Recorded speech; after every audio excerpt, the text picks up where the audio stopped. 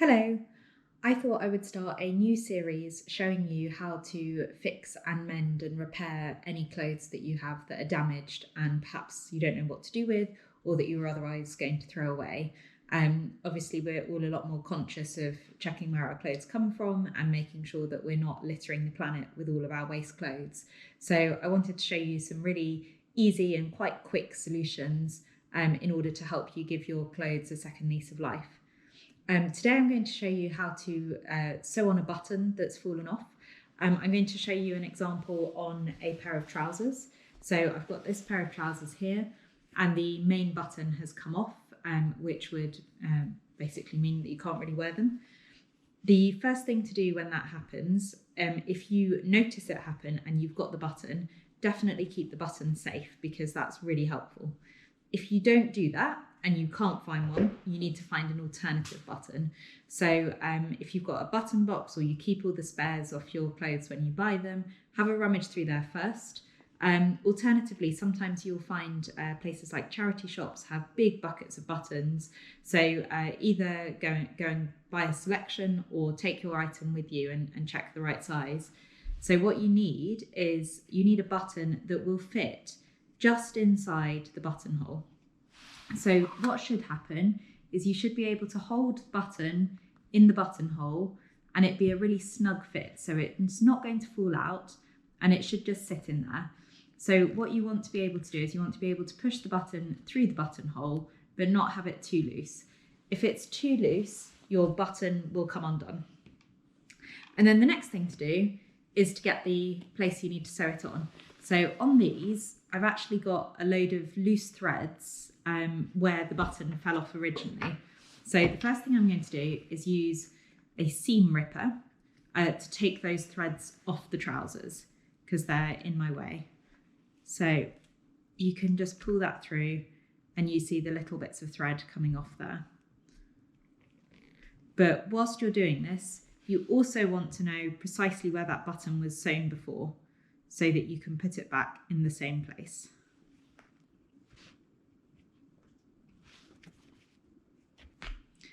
If you don't have a seam ripper, then you could also use a small pair of sewing scissors like this, and that should be enough for you to be able to get under the threads and pull them out. So, like that. The next thing you're going to do is thread a needle, and I'm using quite a robust needle here. It's quite a thick one with a medium-sized eye. And you want to pull a length of thread. So try and get a cotton reel that matches your trousers as close as you can. And then pull an arm's length of thread off. Thread your needle. And because you want strength for your button, pull that thread through twice. And I am just going to knot the end of my thread here.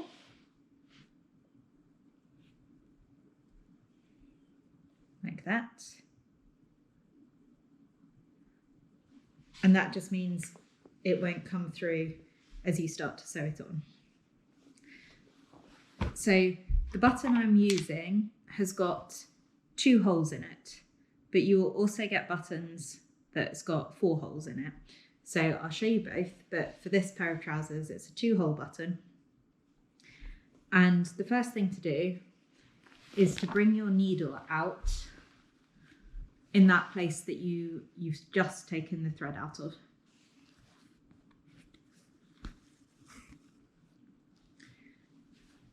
And then thread your button on. Hold it against the fabric. And then put your needle through the second hole and back into the fabric to hold it in place. And that gives you your very first stitch on the button. Now that will not be enough to hold it. That will very easily come off again. So what you want to do is you want to bring your needle back through from the reverse of the fabric.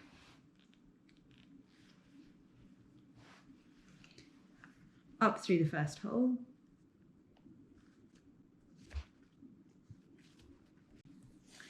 And repeat that probably 5 or 6 times.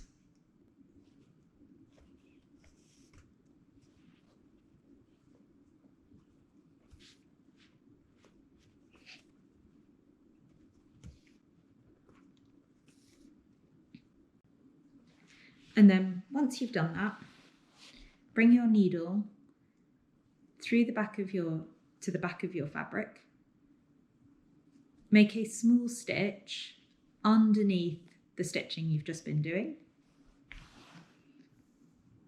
And then before you pull it tight, pass your needle through those loops once, and then again passing the needle through from the same side and pull tight. And what that does is that creates a knot, so it's not going to come undone. And then you can cut your thread off, and that is how to sew on a 2-hole button. And once you've done it, just do the button up, confirm it's in the right place, check that you're happy it's not going to come off.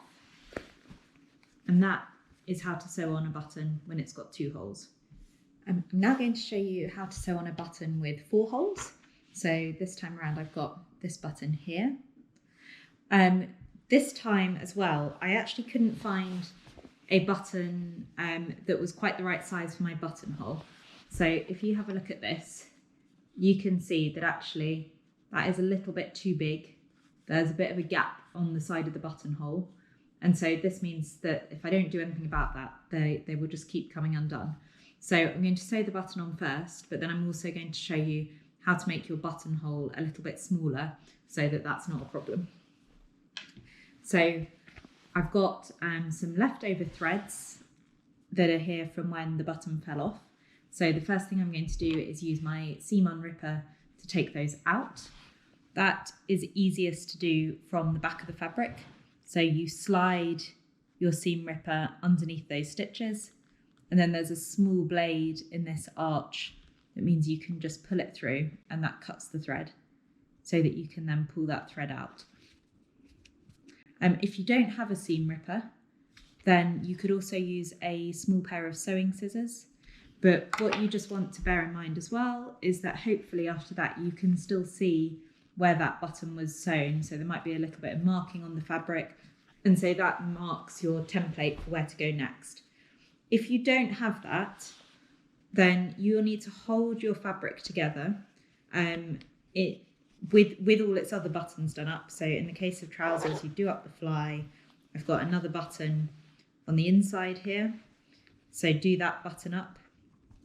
And then you can mark where your button needs to go from the buttonhole.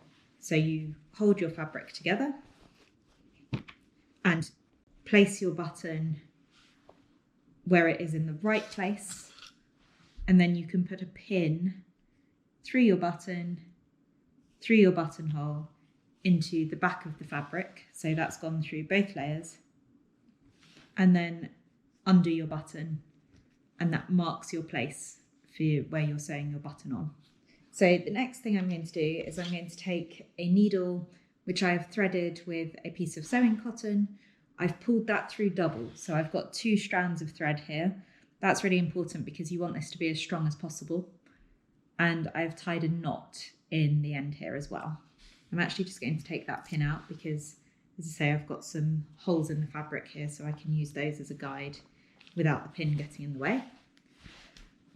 But the first thing to do then is to bring your needle out from the back, and in this case I'm lining it up with one of the original holes from where the original button was sewn on. And then I'm going to thread my button on. And when you're sewing on a button with 4 holes, I tend to do it so that you end up with a cross in the middle.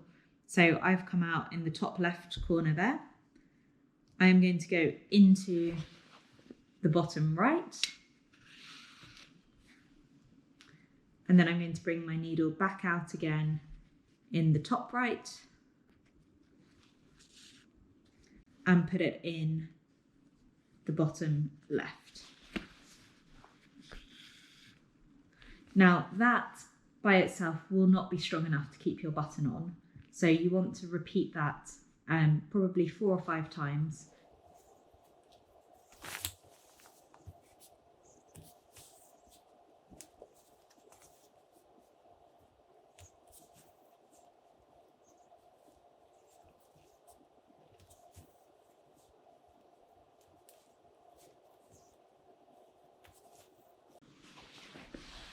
And so now you can see I've done that several times.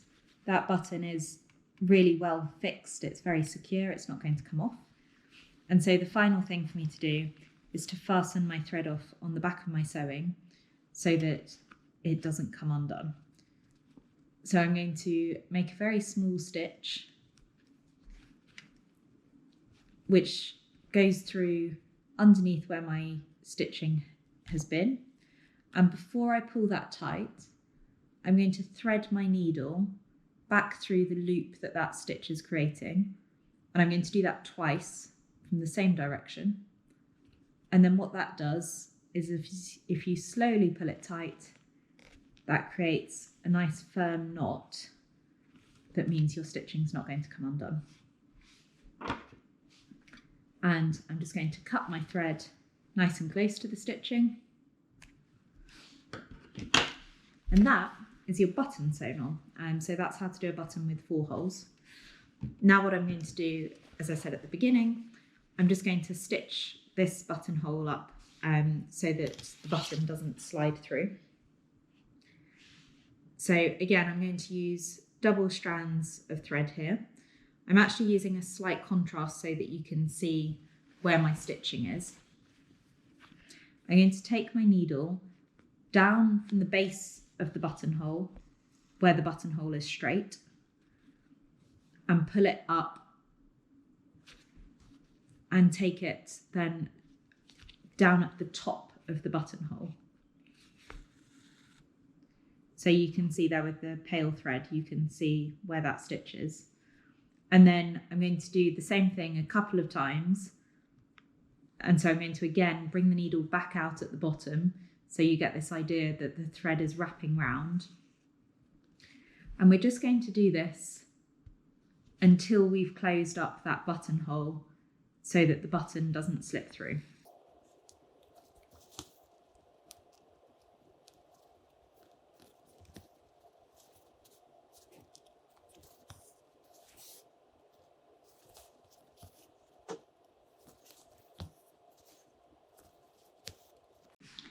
And now I'm just going to check that the button fits and that it's nice and tight. So I'm going to do up the button. That feels nice and snug to me. I don't think it's going to come undone. And so I'm going to undo it and I'm going to fasten the thread off. So you can see I've done about 4 or 5 stitches there. It's really obvious when I've done it in a thread that doesn't match, but if you use the right colour thread, that will pretty much disappear and you won't see it. I'm going to do exactly as I did when we were sewing up the button. So I'm just going to make a small stitch under those stitches, like that. And then I'm going to put my needle back through that loop once, twice, pull tight, and now I can trim that off. And there we go. So that is now a slightly smaller buttonhole than it was. We've sewn the button on, and that means that button is not going to go anywhere and the trousers are good to be worn again. I hope you found this helpful. Do give it a thumbs up and subscribe if you'd like to see more of these.